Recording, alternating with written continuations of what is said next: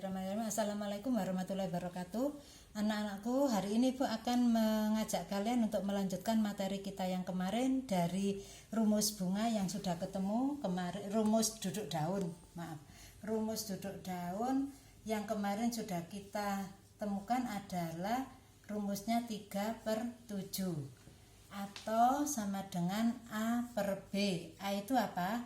A itu adalah spiral genetik atau jumlah berapa kali kita melingkari batang, dan yang B itu adalah jumlah daun yang ditemukan pada saat kita melingkari batang tadi untuk menemukan daun yang tegak lurus dengan daun yang pertama, daun yang ditemukan. Oke, hari ini Ibu akan melanjutkan pada pembuatan bagan duduk daun dari rumus 3/7. Bagan, namanya bagan itu adalah memperlihatkan bagaimana posisi daun-daun tersebut pada batang, gitu ya. Karena hari ini daun yang kemarin kita gunakan untuk penentuan rumus itu sekarang sudah layu, maka Ibu mengajak kalian membuatnya secara teoritis, artinya tanpa melihat adanya bahan atau daun yang sesungguhnya yang kemarin kita sudah gunakan untuk penentuan rumus duduk daun 3/7. Kita buat dulu bagannya, karena bagan itu menunjukkan di mana duduknya daun seperti itu, maka bagan itu bentuknya adalah seperti tabung. Karena tabung berarti dia ada isinya, ada volumenya, gitu ya. Karena yang namanya batang itu memiliki bagian depan dan ada bagian yang sisi kita nggak melihat adalah sisi yang terlihat sebagai bagian yang belakang. Ibu gambarkan dengan bentukan yang putus-putus seperti itu. Kemudian di bagian atasnya juga sama, yang depan adalah utuh, yang belakang adalah putus-putus seperti ini. Dengan rumus 3/7, Ibu akan menempatkan yang pertama daun pijaan. Di mana tempat daun pijaan? Kalau Ibu menempatkan daun pijaan di sisi sini, boleh tidak anakku? Boleh tidak? Alhamdulillah boleh. Kalau Ibu menempatkan di sisi yang sebelah sini juga boleh, di sisi sini juga boleh. Dimanapun dari wilayah batang ini sangat dibolehkan untuk disempatkan daun pijaan. Ini ya. Yang sekarang akan Ibu tempatkan daun pijaan ini sebagai bentuk kalian supaya lebih memahami. Ibu menempatkannya di tengah-tengah dari batang ini. Apakah kalian mau menempatkan di sisi yang lain? Sangat boleh, sambil kalian nanti coba. Ini adalah sebagai daun pijaan atau kita berikan tanda label P, daun pijaan. Kemudian pada saat Ibu diminta untuk membuat 3 kali gerakan melingkari batang, berarti nanti kalau Ibu bergerak ke kanan, setelah Ibu melewati 1 kali melingkar di sisi yang sama dengan daun pijaan, berarti di sisi situlah dikatakan 1 kali melingkar. 1 kali melingkar itu sama dengan 1 kali lembah dan 1 kali bukit. 1 kali lembah dan 1 kali bukit. Ini adalah pengertian dari 1 kali melingkar. 1 kali melingkar adalah 1 kali lembah dan 1 kali bukit, gitu nak ya. Sekarang kalau ini sebagai pijaannya di sisi yang bagian depan ini, Ibu tarik garis ke atas untuk supaya nanti Ibu tidak kehilangan arah bagaimana daun itu akan berada dan berapa kali Ibu harus melingkari batang.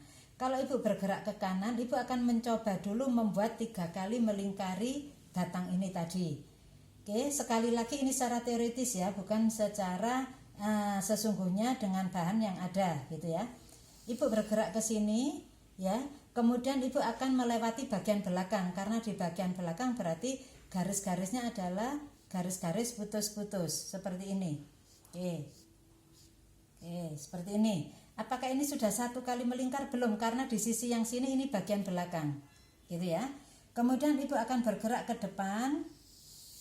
Nah, di sisi inilah nak, di sisi yang sama dengan P inilah dikatakan ini adalah 1 kali melingkari batang, karena sudah ketemu sisi yang sama dengan daun pijaan, gitu ya. Kemudian di sini Ibu akan bergerak lagi ke belakang bagian batang seperti ini. Oke, kemudian bagiannya putus-putus gambarnya, kemudian ibu akan bergerak lagi. Di sisi sini ketemunya 2 kali melingkar. Dan akan kebuat lagi karena di sini rumusnya 3/7 berarti 3 kali melingkari batang. 3 kali melingkari batang seperti ini. Kemudian nah, di sini adalah 3 kali melingkar. Alhamdulillah. Berarti syarat yang harus kalian lakukan untuk membuat 3 kali melingkari batang sudah terpenuhi. 1, 2, 3. Sekarang daun yang ditemukan ada berapa? Atau ortostiknya atau B itu sama dengan ortostik gitu ya. Ortostik. Berapa banyaknya ortostik di sini adalah 7. Nah, di mana kalian menempatkan 7 itu terserah kalian menempatkannya. Asal 7 itu berada mulai dari kalian berangkat dari daun pijaan sampai kalian menemukan daun yang tegak lurus dengan daun pijaan. Kalau rumusnya 3/7 berarti daun yang tegak lurus adalah daun ke-8 ya, karena yang ditemukan adalah 7 daun. Nah, berarti daun yang ke-8 ada di mana?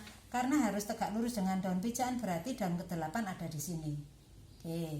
Ya, daun ke-8. Sekarang di mana daun pertama yang bisa ditemukan gitu? Kalau secara teori harus kalian bisa untuk menempatkan semanis mungkin supaya tidak terlalu berjejal di bagian bawah atau di bagian atas atau di bagian tengahnya. Tapi kalau misalkan sesuai dengan bahannya, kalian ikuti dengan sesuai bagian dengan duduk-duduk daun yang ada pada bahan. Di sini karena ibu secara teori berarti kalau misalkan di kelas itu ada 40 orang nak, membuat bagan, apakah jawaban 40 orang itu sama semuanya? Hanya satu jawaban. Apakah sama seperti itu? Dan ternyata tidak nak. Jadi kalau 40 orang berarti akan ada 40 jawaban. Kalau ada 40 jawaban berarti apa yang berperan di sana? Penempatan P ini terserah pada masing-masing kepala orang-orang itu mau ditempatkan di mana. Kemudian daun yang ditemukan sebanyak 7 itu akan ditempatkan di mana juga terserah.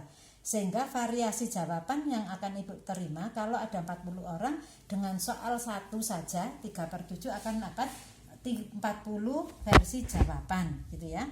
Harapannya 40 itu benar semua sudah gitu. Ini di sini ibu bergerak ke atas, ibu asumsikan di sini ibu ketemu dengan daun yang pertama. Ini daun pertama. Ibu berikan tanda angka 1 gitu. Setelah ibu ketemu di samping, ibu tidak menemukan daun, baru di belakang ibu ketemu daun yang kedua. Nih, daun yang kedua. Ibu berikan angka 2. Setelah ibu bergerak lagi dan ibu bergerak melewati 1 kali melingkar, ibu belum mendapatkan 1 daun di daerah sini. Ibu mendapatkan daun yang ketiga, kemungkinan ada di sini. Ibu tuliskan, ibu gambarkan di sini. Ini adalah daun yang ketiga. Itu. Kemudian ibu bergerak lagi. Oh, ternyata ibu menemukan daun yang tegak lurus bukan tegak lurus, daun yang berikutnya yaitu daun keempat itu ada di sisi belakang, dari batang. Ini ibu tuliskan angka yang keempat itu. Dan ibu bergerak lagi, ibu ketemu daun yang kelima di sini.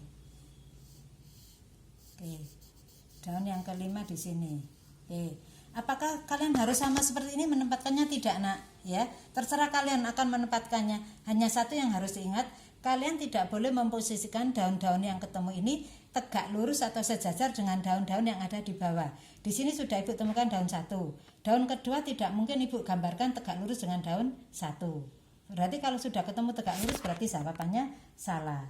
Sampai lari nanti ke diagram juga akan salah gitu ya. Daun kelima ada di sini, kemudian ibu bergerak lagi. Oh, ternyata daun keenamnya ada di bagian belakang. Belakang sisi mana? Belakang sisi agak ke tengah. Sisi agak ke tengah di sini. Ini adalah bagian daun ke-6. Ke-6. Kemudian ibu bergerak lagi, di sini ketemu daun yang ke-7. Di sisi kiri ketemu daun yang ke-7. Dan bergerak lagi, ternyata daun yang tegak lurus dengan daun pijaan ada di daun yang ke-8. Sama seperti yang tadi Ibu sampaikan, bahwa daun ke-8 adalah daun yang tegak lurus, berarti letaknya sama persis di sisi yang sama dengan daun pijaan. Itu.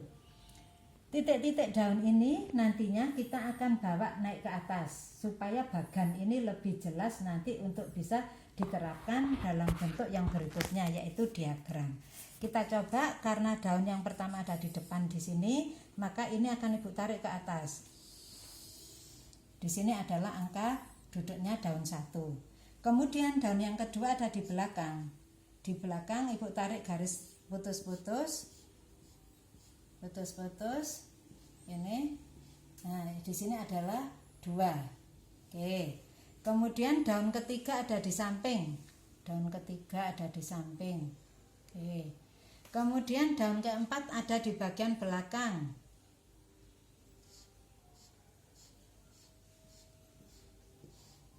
Di sini adalah daun keempat.